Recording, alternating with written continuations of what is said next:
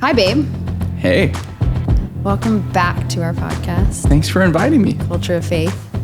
We have an interesting topic today. Yes, we do. Titling it, Should I Move to Nashville? I don't think you should. Should we move to Nashville? That's the better question. No, great title. Good topic. Yeah. There's a trend going on right now, at least in Christendom, I think in America in general. Well, if you're from California, for sure. Moving to places. Yeah. Nashville's one of them. I'm wondering, how many towns are there an hour outside of Nashville? Seriously, I feel like every other day we have one of our friends like, I'm moving to an hour outside of Nashville. There must be lots of those towns. Not just Nashville. There's people moving various places. Colorado, Idaho, Texas. There's lots of moving going on. Yeah. And I am not going to lie, I have a little bit of FOMO. Like a fresh start in a place. What's prompting it? Why are people moving? What's going on? Oh man. What am I missing? Yeah. Gosh, I don't know. I think there's so many reasons that people are moving right now. I think one is people just want, I think there's the obvious. If there's mandates, if there's restrictions in the place they're living, if there's, things that they disagree with the government, they're like, hey, I'm going to move to a state. People just want to live. They just want to live. Yeah. They want to go someplace where they're not having to deal with that stuff. I mean, we get it literally every week. Yeah. I feel like where people are like, I'm moving somewhere where I don't have to wear a mask. I'm moving somewhere where there's no requirements for vaccines. Yeah. And things like that. So I think it's a huge thing on people's minds right now. Right. Well, I mean, we've lived with it now for going on 2 years. Yeah. And it's exhausting. Yeah. And like I said, it's tempting. It's hard right now to go on crazy vacations to different places. So moving somewhere where there's less restrictions sounds really good right about now. Yeah. I mean, I think in the past, again, I said I struggle with FOMO, with not wanting to miss out on what's going on. I think in the past there have been a lot of people moving towards places of revival, places where there's a move of God somewhere, which actually I don't feel like is terrible because it's nice to spread DNA, to go places and spread DNA. It's just gotten me thinking, why do we move? What should prompt moves? Honestly, it's so applicable to a lot of people in our congregation because I want to say a good large percentage of the church body that we minister to are transplants. Oh, yeah. Hawaii itself is a mecca, is a paradise. People think about moving there their whole lives. And then, so a lot of people that I come in contact with, it's like, we made the move. We moved to Hawaii from wherever. Well, I think we've had an interesting experience just because we've been here for a bit and seen lots of people come, lots of people go. Yeah. And there's definitely a large percentage of people that come thinking Hawaii is like Disneyland. It's a place to get away from their problems. And then they don't realize that your problems go with you wherever you go. Right. Because half the time you're the problem. And God's wanting to bring freedom. He's wanting to bring stuff up. And sometimes that has to happen in a new place. Absolutely. Yeah. But I think part of the reason some people are moving right now is maybe that, just to hey, it's been difficult where I am. I want to get to somewhere different, which brings us back to the question, okay, why should we move? Yeah. This is my opinion. I think it's biblical, but it honestly is my opinion. I think the thing that needs to drive a move for anybody most is really the call of God.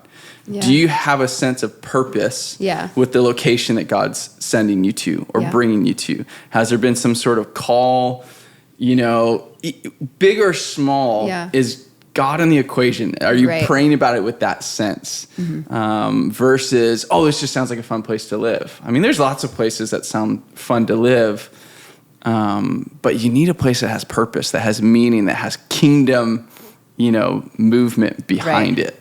I mean, we have this amazing example throughout lots of the beginning of the Old Testament of the Israelites. Yeah. And the interesting part to me is if God had wanted them to stay, which they did for a long time in Egypt, he would have had them stay. They weren't necessarily fleeing. There was still a call of God. Yeah. I'm taking you from a place to another place. Yeah. Absolutely. Same with Abraham. He was living in this awful, godless place, and yet that wasn't the primary reason. God called him to go. Yeah. He had like prepared a place. Yes. So maybe this move is God prompted, and then I think there's people maybe that are just kind of catching the flow and thinking maybe I should just move, maybe I should go somewhere, and it may end up being detrimental if it isn't based on a call of God. Absolutely. Is that what you're saying? Thank you. That is exactly what I'm saying. No, it gets down to what's God calling you to do. Yeah. I think right now, some of the conversations we've been having, and I get it, is like, hey, my rights are being trampled on in the places I'm living right now. I'm not into masks. I'm not into vaccines, or at least I'm not into people telling me I have to do these things, wherever you fall on that scale. Yeah. And there's a lot of truth to that. Our country's going in a direction that's very different than the direction it has been in the past. And in a lot of ways, it's really scary. But there's this question that comes for us. If you're a believer, if you're not, okay, totally different story. But if you're a believer, the question has to be not so much are my rights getting trampled, but is there a call of God that's moving me? Another way to think about it is, where's the location of the call of God? Yeah. If the call of God is located where I am right now, and my rights are being trampled in that place, I've got to choose to go with the call of God over my rights being trampled. If the call of God is in a place where my rights aren't going to be trampled, or I have some great reason, desire, I want to be there, okay, then go, because that's where the call of God is. There's this great story in, I think it's Acts 21. Peter's with some believers, and they're praying, and he's actually with Philip the evangelist, which is a super cool story in itself. And he's got 4 daughters who are prophetess, and so they're praying and they're prophesying with Paul. And then Agabus, another well-known prophet from Judea, comes down, and he prophesies over Paul, super Old Testament style, grabs Paul's belt, binds his own hands and feet, and says the owner of this belt will be bound by the Jews and handed over to the Gentiles. And he was prophesying to Paul, saying, hey, if you keep going with your plan and go to Jerusalem, you're going to be bound hand and foot. You're going to be handed over to the Gentiles. It's not going to be good things. Yeah. Now, it was an accurate prophecy. Yeah. And so the people there, like Philip including, are weeping and they're begging Paul, like, don't go. This is a clear message from God not to go. Right. And Paul says, hold on a second. God just prophesied that my rights are going to get trampled. Not that I shouldn't go. I shouldn't go. Like the call of God is still in that place. Yeah. So, which is, it takes so much discernment, because that's not typically how we make decisions. Yeah. Typically we avoid pain and suffering. Yeah. I think of like the diaspora, like the Jerusalem, when initially the first Christians, they all spread out all over the world from persecution. Yeah. But I guess just keeping in mind, you may be sent to a darker place than you started in. And that's a great thing to bring up. Yeah. That's just a thing. Yeah. It's like, what are we called to? We're called to the darkest places. Yeah. Who else is going to go and bring a light? Like, we're called to difficult places. Yeah. I was just reading in Hebrews yesterday, and one phrase stuck out when he was, I should probably look it up, but he was basically commending the people. Remember when you first came to Jesus, and remember when you were publicly ridiculed. But the phrase that stuck out was, and you joyfully accepted the plundering of your property. Yeah. Almost like it was like this rite of passage of being a real Christian. Like, hey, look, they chose me and they plundered my stuff. Yeah. Like, I'm celebrating because they passed over these other people, but they plundered mine. Yeah. I get to a part with Jesus, You just made a lot of people mad. Well, why? Because I think this is the challenge. I know I have these feelings of like, I'm an American, I've got rights. But the biblical example really is laying down of rights for the sake of the kingdom. Yeah. Okay. This is my only question is, also I further down in that, it might be the next chapter, but it talks about defending justice. Yeah. We're meant to stand up for what's true and just and right. And people need to know what righteousness looks like. Yeah. I think my question is, if we are singled out, if we're persecuted, but I don't even want to use that word, but if our rights are taken away, will someone name it because they follow Jesus? Will someone even use the name of Jesus? Like they were discriminated against because they're Jesus followers, or is there something else they'll label us? Yeah. And I just want to make sure that if I'm ridiculed and, if those things happen to me, that it's not for any other reason, but that I follow Jesus, You want that to be first. Yeah. And I mean, hear what I'm saying, not what I'm not saying. Yeah. Like, I feel like as an American, I've got the privilege and the right to do my civic duty. Yeah. Which is a privilege and a right to vote, to write to my representatives, to do all the things that really we've been granted. Totally. And do those things. We're required to. Yes. But I think it's so important, like getting back to the original question, should I move to Nashville? Should I move to Texas? The answer is yes or no, depending upon if it's God leading you there or not leading you there. Yeah. Where does the call of God lie in your life? Where's that place that God's sending you to make a difference for his kingdom? Well, and you just think it's very frustrating. We live in a place where a lot of times it feels like my vote doesn't even count. Yeah. If I were to speak up, it wouldn't matter.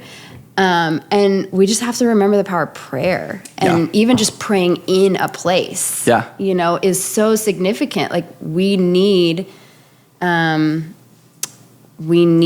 healthy, vibrant churches that are standing for the truth in places where it looks countercultural, not in places where it's readily accepted. Yeah. So if you're called to some other places, make sure you pray for the people that are called to stay behind, because it is part of our call to be the lamp on a hill, to be countercultural, to show something different. And it's really hard. And I mean, it honestly lately has given us kind of compassion for other places where it's way more difficult, I think it was my dad saying the other day, like, we're not driving by seeing people strung up on crosses. Yeah.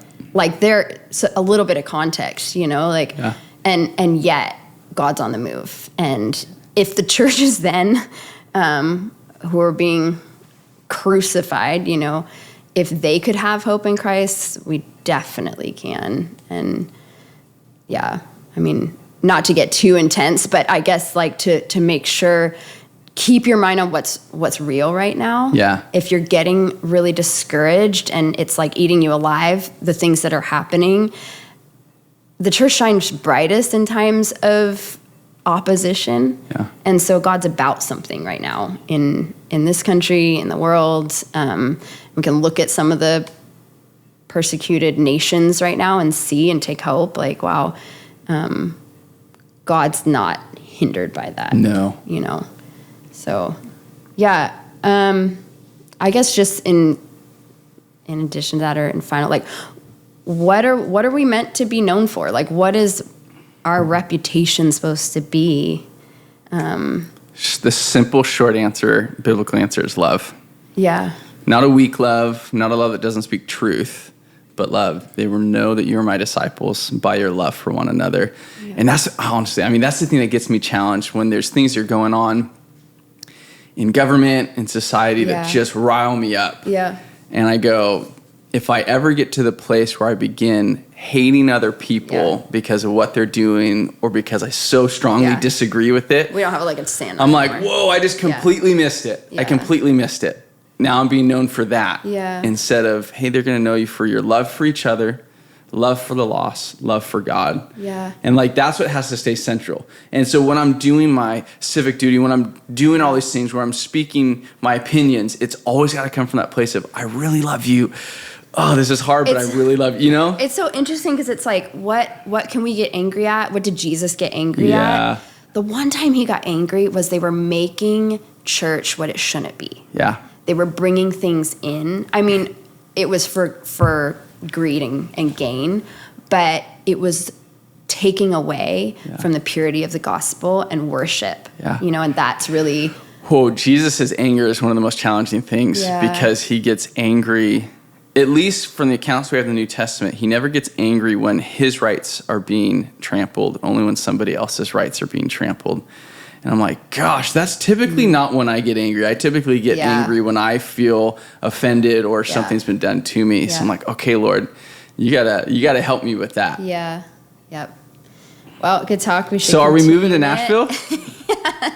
I mean, at least a trip. That'd be nice. I'm gonna get me some cowboy boots and cowboy hat and Texas, some barbecue. Nashville. I really think it's about the barbecue. So. Texas toast. Yeah. I mean, there's some great things that come from both those places. Yeah.